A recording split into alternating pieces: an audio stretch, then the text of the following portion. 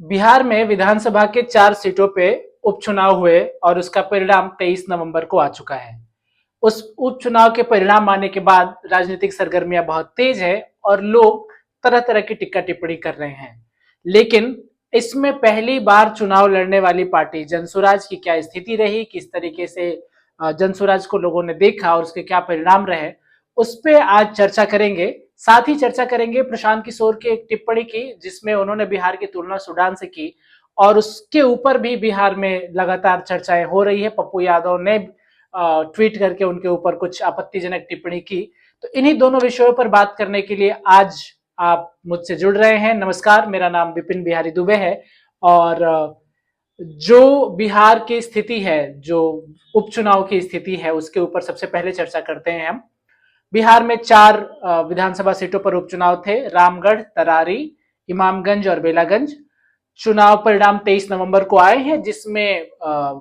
Bhajpa NDA गठबंधन को चारों सीटों पर जीत मिली है। हम जनसुराज पार्टी को हमें 10% मत मिले हैं।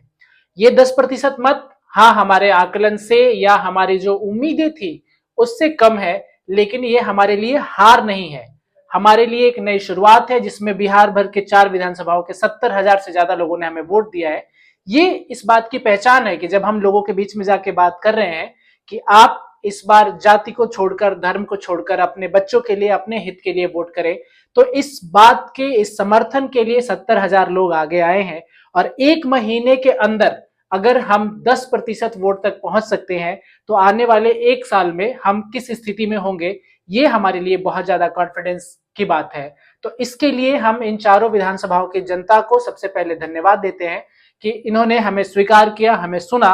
और उनमें से 70,000 लोगों ने हमें मत भी दिया। हम उन लोगों से भी अपील करेंगे जो हमें इस बार मत के योग्य नहीं समझे। हम आने वाले समय में उनसे फिर संपर्क करेंगे, उनसे जुड़ेंगे, अपने विचारों को रखेंगे, उनके विचारों को भी हम अपनी पार्टी में सम्मिलित करेंगे, जिससे हमारा कारवा और मजबूती से बढ़ेगा। इस विधानसभा के उपचुनाव होने के बाद लगातार लोगों ने टिक्का टिप्पणी करनी शुरू की प्रशांत किशोर के ऊपर। तो एक ताजा जो चर्चा चल रही है बिहार के राजनीतिक गलियारे में वो ये है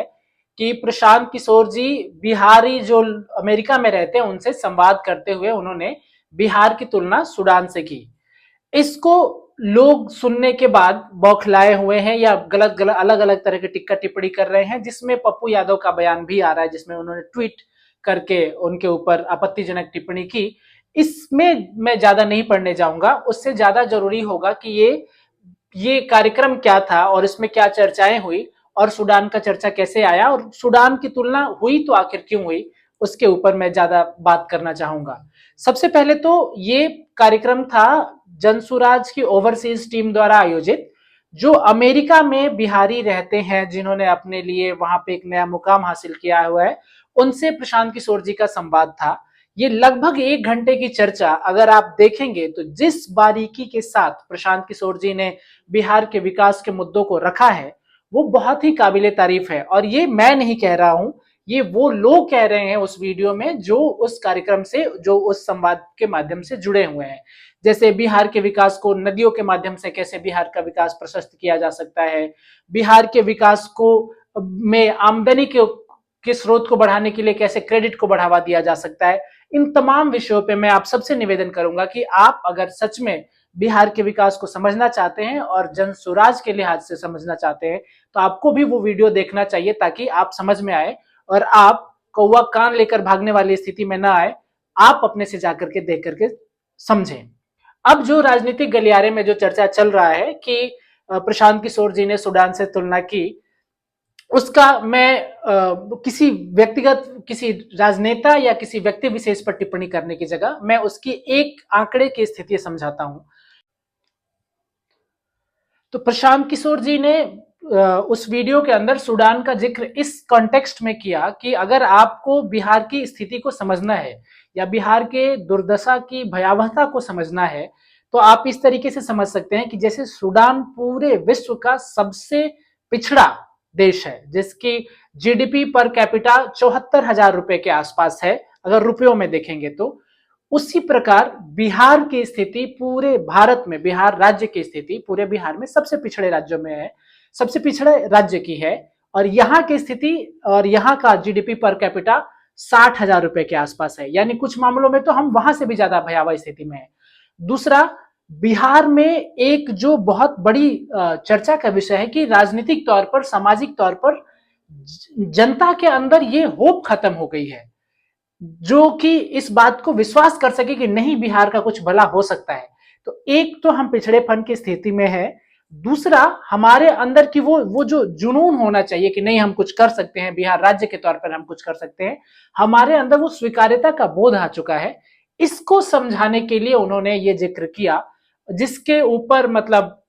जैसे मैंने पहले बताया आपको कि कौवा कान ले गया वाली स्थिति हो गई है कि लोग एक वर्ड को पकड़कर उसके ऊपर टिप्पणी कर रहे हैं। हालांकि हमें किसी व्यक्तिगत नेता की टिप्पणी से ज्यादा बिहार की जनता के लिए सरोकार है और बिहार की जनता के लिए बातचीत करने का जरूरी है। इसीलिए मैं एक बार फिर से निवेदन करना चाहूंगा आपसे कि आपको अगर देखना है, उस पूरे कॉन्टेक्स्ट को समझना है बातचीत को, तो आप समय लगा करके जो प्रशांत किशोर जी का जनसुराज ओवरसीज अमेरिका की टीम के साथ जो बातचीत हुई है, जिसमें बिहार के लोग ही अमेरिका में जो रहते हैं, जिन्होंने अपने जीवन में मुकाम हासिल किया हुआ है, उनसे बातचीत किया है, आप उसको देखेंगे, उसको समझेंगे तो आपको ज्यादा अच्छे तरीके से उसकी बारीकी समझ में आएगी।